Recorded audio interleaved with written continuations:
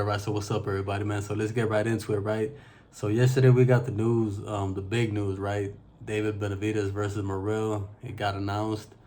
Good ass fight. Yesterday I went in on the Canelo groupies and Canelo, and it was funny because somebody left it in the comment section like, "Hey, man, you really hate Canelo, right?" And it's not even that, bro. I don't hate Canelo. I could really care less about Canelo, you know. But I have a boxing channel and I gotta talk about this shit. It's all tied in together, and I just try to keep it as real as I can and give you guys my honest opinion. And I go in on Canelo a lot, yeah, because of all of the bullshit that he does, you know what I'm saying?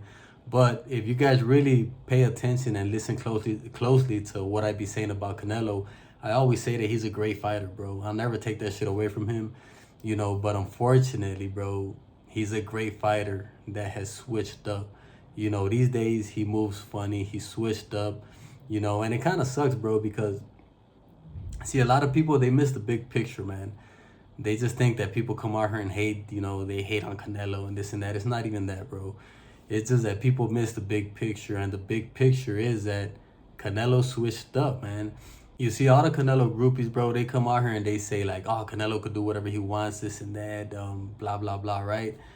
But it's kind of crazy for you guys to be okay with this shit and to be thinking like this, right? Because do you guys not think that it's kind of a disrespect that Canelo is able to manipulate the whole system, the whole sport, pad up his stats, while all the legends before him had to do this shit the hard way? You know what I'm saying? These guys did not have the ability to pick and choose and to pad up their stats the way Canelo was doing. Just think about this shit. Bro, Canelo is literally avoiding the best competition, and he has the ability to pick the easy opponents, bro. And that's exactly what he's doing while he's avoiding the real competition. It's crazy as hell, bro. We've never seen anything like this in the sport of boxing. And what's gonna happen if Canelo goes on another 10, 20 fights, fighting, picking and choosing, and they're allowing him to do this shit, and at the end of the day, bro, when his career is over, he has this great looking career on paper, but it's because he was able to pick all of these easy fighters, and he was able to avoid all of the great fighters. He was able to avoid all the fighters that could give him a challenge. You know what I'm saying? This is a huge disrespect to all of the greats before him that set their mark the hard way and they did things the right way, So this is why I always talk about this shit, bro. And this is why I'm not cool with Canelo. He could do whatever he wants. That's the dumbest talk I've ever heard when it comes to boxing talk. Canelo, regardless of what he has done, what he has accomplished, I'm never going to be okay with saying that, oh, this guy earned the right to pick and choose his opponents while he's still active in the sport of boxing, while he's still a young fighter, because Canelo is not old, man. He should still be out here taking on the tough opposition just like every other champion before him had to do. You know what I'm saying? But this is why I call Canelo out for his bullshit, And to keep it real with y'all, bro, it's more the Canelo groupies that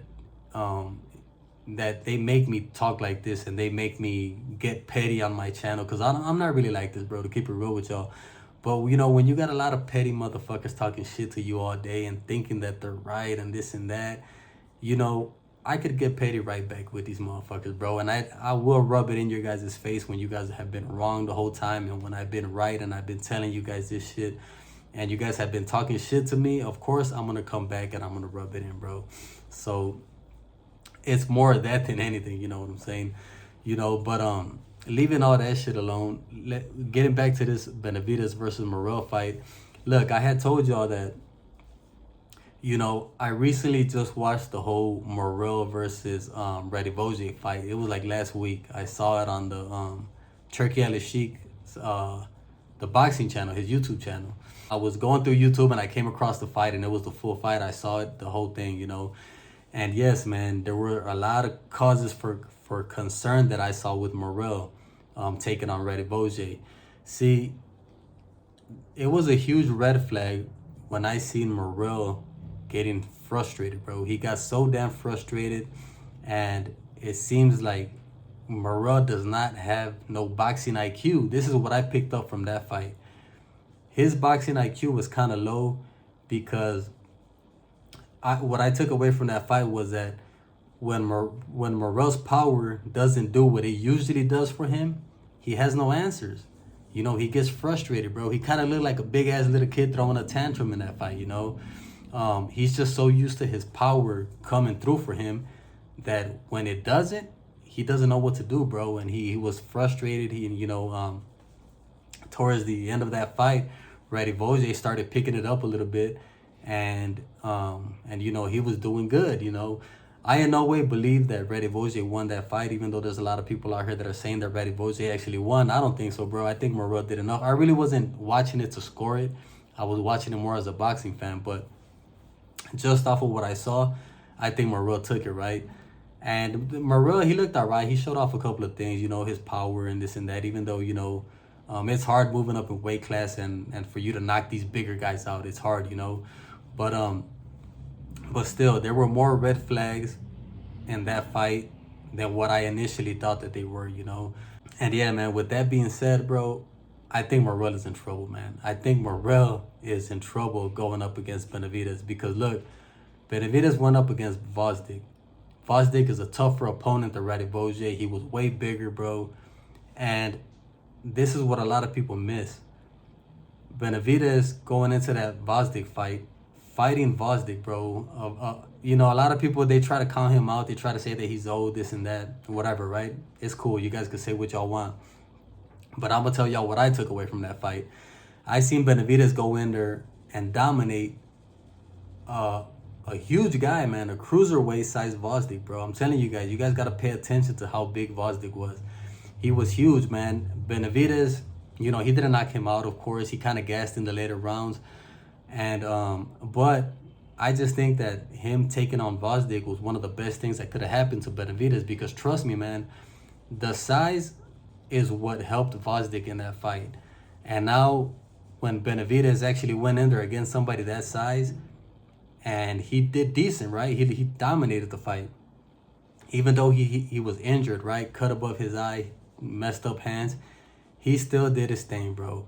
So to me, when I analyze everything that happened in that fight, I see a Benavidez that's going to be even more confident, bro, because he knows more than anybody. He knows how messed up his hands were. He knows how injured he was. And he knows that he still went in there and dominated the fight against a guy of that size, man. And it wasn't just size, Vosdik, he's a great boxer too, you know what I'm saying?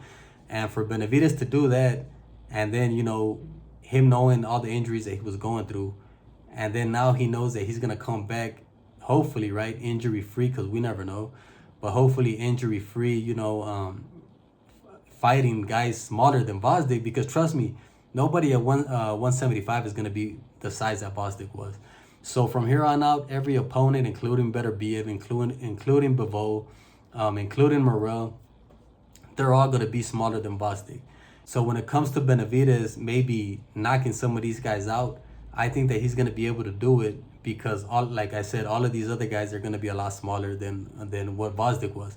I believe that Vosdik's size is the only reason that he didn't get knocked out come fight night, So, Morel coming up from 168 to 175, he's kind of doing the same thing that David Benavidez is, man. So, and I just think that it's more of an even playing field, right? Benavidez is not going to all of a sudden have to go up against this huge guy that, that it's hard for him to get him out of there. It's hard for him to put him in trouble. When he's going up against somebody like Morel that's more around his same size and weight and just stature and everything, bro, I think Benavidez is going to get Morel in problems. And, the way I seen Morel frustrated in that Benavidez fight, what's going to happen when Benavidez frustrates him just like that, but he puts the pressure on him because Benavidez was not putting no kind of pressure on Morel, But we all know that Benavidez is way different, bro. When he brings the pressure, he brings the punches, he brings the power. So if Benavidez, what I'm trying to say is that if Benavidez could frustrate Morel the way Benavidez did, I think Morel is going to collapse. He's going to collapse under the pressure, man, because it's no secret, bro.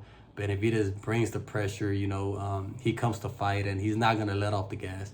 You know, so with that being said, bro, I'm gonna tell y'all right now, bro, I do got Benavidez winning this fight, and I do think that Benavidez is gonna stop Morrell, man. Like I told y'all, there was a lot of things that I saw in that fight, a lot of red flags, and I just think that Benavidez got more than what it takes to stop somebody like Morrell. You know, but that's it for me, man. Let me know what you guys think about this fight, bro. Who do you guys got winning this fight? Are y'all rocking with Morrell? Are y'all rocking with Benavidez? Go ahead and leave it down in the comment section, man. Make sure to subscribe to the channel, and I'll be on to the next one, man. I'm out.